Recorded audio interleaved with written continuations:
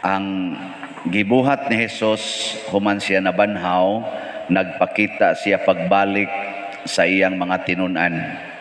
Kining iyang mga tinunan, apil na ni si Pedro, nanaga ni sila pag sa diha nang gidakop na si Jesus, gikulatan nagmaayo, nagpadistansya sila maayo.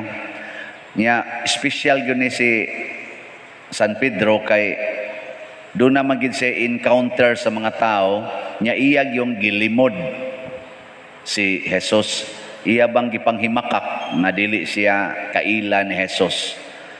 Una gi-special pod siya. Uwaw biya kayo no kanabang nibiya ka ng tawhana, imo siyang gibiyaan panahon siyang kalisod, nya panahon nga ninindot na pod ang iyang kinabuhi, ipatawag kaniya nya magistorya mo, makatutok ka ng tawanan. Kana bang imo gisang gibiyaan ba? Nya sa dihang ninindot na yang kinabuhi, gipatawag dayon mo, nya nakigistorya, mag-smile-smile ang naong. Ikaw nga, mibiyaan na, imo siyang gi-abandon, makatutok ka? Buang na jud kay kang tutok. Baga agi ni mugnaong og makatutok ano? Mahalingyo-lingyo ka. Unsa man ni ngano man ni siya ana? Labaw na gid tingali og pangutan-on gyud ka, gihigugma ba ko nimo?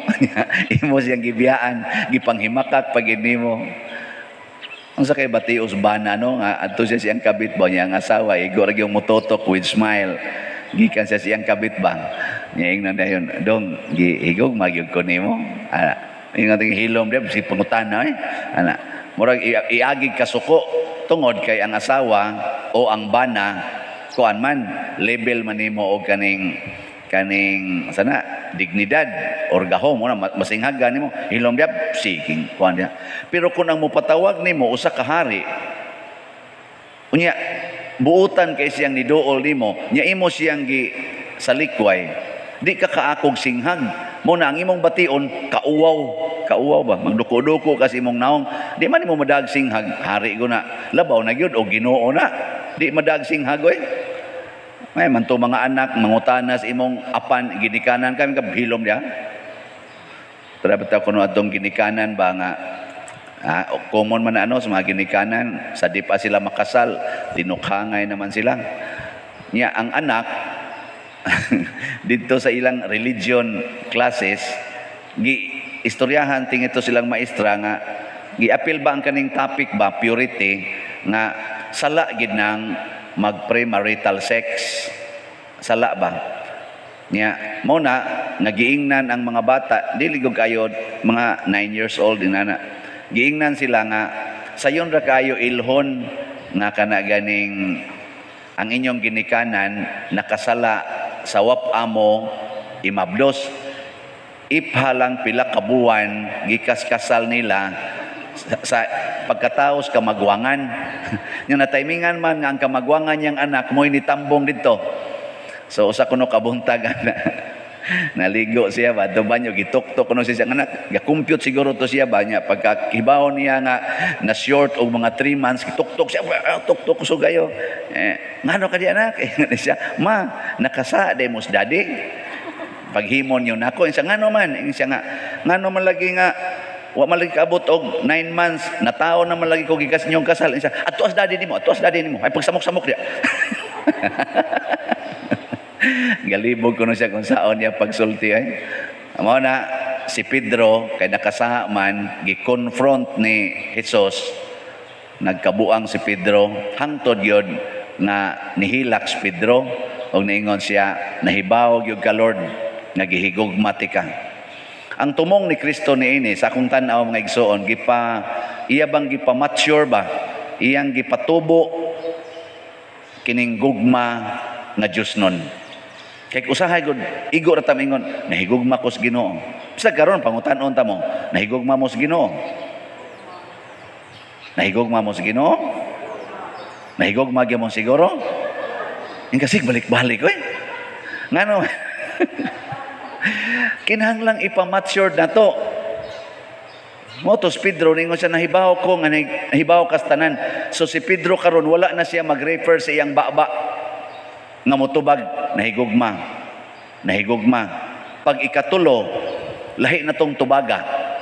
Ang sa may tubag ni Pedro, Ginoo, nasayod ka sa tanan. Nasayod ka nga gihigugma ko ikaw. Kaning tubaga, unsay kalainan ani sa duha nga nagunang tubag? Oo, Ginoo, gihigugma ko ikaw. O kaning katapusan, unsay kalainan? Wa mo kibaw? Wa sa ko kibaw, unsay kalainan? Pero nagi kalainan kay ang pagkasulti palang daan, lahi man. Pero gipaunhan, nasubo si Pedro. Tingali ni agas ang luha. Paghuman, ingon din siya, nasayod ka sa tanan. Kaning word nga nasayod ka sa tanan, i-address ra na nimo sa tao nga giila nimong Ginoo. Because God is all-knowing. Kahibaw siya sa tanan. Nga matod pa gani ni Jesus, sa upas siya mamatay, ayaw na lang gid mo pamakak nako. Kay bisan gani kanang naasod sa inyong kasing-kasing o sa inyong hunahuna, nga wapan ninyo masulti, nahibaw-an na nako. So moto pag ingon ni Pedro, nasayod ka sa tanan, pasabot heart level na to ba? Siguro na gyud kaayo si Pedro nga ang iyang kasing-kasing dili na ang iyang baba o ang iyang hunahuna maoy nahigugma ni Jesus, kung dili ang iya nagyong kasing-kasing. Moto pag niya nasayod ka sa tanan, you know my heart. Mao dito gisumpayan de yung Jesus, awa na, matured naman ka, mao na ni ang mahitabo. Idupan na nimo ang imong kamot ug dadon ka sa lugar nga dili nimo gustong adtuan. Dili na ikay magbuot unsay imong ibakos, unsay imong isulob. Ang magbuot nimo lain ang tao. Nya idupan nimo imong kamot, pasabot dupa gani sama ni Hesus, wala na gyud kay mahimo. Mao na ang pari diri magsigdupa-dupa. Daghan man nung kaig mahimo. Lain no, ang pare ba sigig dupa-dupa daghan kay mahimo, pero si Jesus nagsigdupa-dupa wa nay nahimo. Nya lain na kuno ang magbakos ug lain na ang magdaniya sa lugar nga di niya gustong adtuan. Mao na ni ang gitawag og tinuod nga gugma. Kana bang ang gugma nga tinud-anay mahimo kang ulipon sa imong gihigugma. Usba ko no be? Ang gugmang tinud-anay mahimo kang ulipon sa imong gihigugma. Ano? Kanindot ana? Kamong mga asawa, na ulipon ba moron sa inyong bana? O inyo silang giulipon? Kamong mga bana, na ulipon ba moron sa inyong asawa? Na itubag. Kamong mga anak, nahigugma mo sa inyong ginikanan. Kamo ba mga anak? Anak nga po mo, higugma mo. Naulipon mo sa inyong ginikanan. O naulipon sa cellphone, naulipon sa inyong personal nga mga buhat. Kamong mga ginikanan, nahigugma mo sa inyong mga anak. Naulipon mo nila. O inyo silang gihimong murag ulipon, diktaran, bunogon kung musupak. Muna si San Pablo sa atong unang pagbasa, ang naghimog desisyon siyang kinabuhi. Gipriso man to siya. Ang nagsabot-sabot karon kung unsay mahitabo ni San Pablo, dili siya apil sa sabot. Ang nagsabot ang mga leaders na sa Romans o sa Jewish communities, unsay buhato nila ni Pablo. Si Pablo gahuwat na lang unsay mahitabo niya. Mo nay nindot kayo, wa gitay stress ana. Kana bitang maghuwat lang tag unsay isultis Ginoo. Prabitan ako diri pasultion man ko sa Ginoo, ingna lang na maligya kag slots para sa imong mga projects. Ana, nya maghuwat ra ko. Kinsa ipadaas Ginoo. Ana, usahay ni simba pero wa gipadala. Nasa iwa mo simba din pero gipadala. Mga gitawag na to mga online parishioners, nagpadalag kwarta. Nasa nagsigsimba, hasta ganis kolekta di mo. Dili ta ba magsigig ratol ba? Lo, maura ba ni target ra ba? Susaon ani ron. Oy, magpa-stress ka diha. Ikay ga plano ana. Mao nang kalibutan karon, gubot. Naggubat. Nganong naggubat man? Ako'y magbuot. Supa ka, patio ti kambuanga ka. Sige, sway, kay sukol sa kunimo. Gubat, ilog sa teritoryo. Ana, kitay nagbuot, gubot. Sway da sa inyong pamilya o kamo mga ginikanan, kamo'y pagbuot, gubot. Sway o magpaulipon mo sa inyong anak, malinawon. Wagi gubot ang pamilya basta ang mga ginikanan nahigugma gin tinuod sa mga anak, wagi gubot, malinawon. Naabitay ni abroad karon, Pader, tabangi ko ang akong usa ka anak, Pader, sa tulo na ko ka anak, successful ang duha. Ang usa, Pader, 40 taong problemaha. Tanang bisyo naa. Wa ka mag-eskwela, bisag unsa og gastob. Katulo na nagsigig balik-balik kurso, wa gyud kahuman. Hangtod karon suyop nagmayob. Ang resulta, wa na mo simba, wa na magkatoliko. Moingon na ba kung diktar-diktare na Ginoo ninyo pa? Nga to asyas gawas. Unsaon man ako ani Pader? Ako di siyang giingnan ang hinungdan sa imong paggawas dihas gawas nasod. Kung ang imong gatukmod nimo dili gani ang Ginoo, bati gina siya resulta. Pero kung ang Ginoo mo'y nagsugo nimo nga anha kas gawas nasod, kana nindot nagresulta. Ako siyang ipangutana, unsa may tumong ngaming abroad ka? Siya Pader, portigyong lisura. Ang pagkaon namo porting paita, asa man kog kwarta, portigyong lisura. Ang kwarta mo'y nagtudlo nimo nga mo abroad ka.